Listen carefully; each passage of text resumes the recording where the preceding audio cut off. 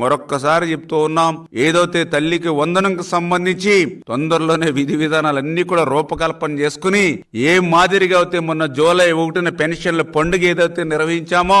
ఏ మాదిరిగా అయితే మరి అన్నా క్యాంటీన్లు ఏదైతే ఆగస్టు 15 ఒక పండుగలాగా ప్రారంభిస్తామో, ఏ మాదిరిగా అయితే ఉచిత ఇసుక ప్రజల ఇచ్చి ఆనందం చూసామో, ఏదైతే ల్యాండ్ టైటిలింగ్ యాక్ట్ రద్దు చేసి ఆస్తులు కాపాడామో, అదే విధంగా మరి ఏదైతే డిఎస్సి ఇచ్చి యువత మరి డ్రగ్స్ గంజాయి పాట పట్టకుండా వాళ్ళకి ఉద్యోగ ఉపాధి కల్పన చేశామో, ఆ మాదిరిగానే అన్న మాట ప్రకారం తల్లికి వందనం కూడా ఒక పండుగ వాతావరణంలో ఆంధ్రప్రదేశ్ రాష్ట్రంలో ఇచ్చినటువంటి మాటకు కట్టుబడి అమలు చేస్తాము. ఇచ్చినటువంటి ప్రతి హామీని ఈవేళ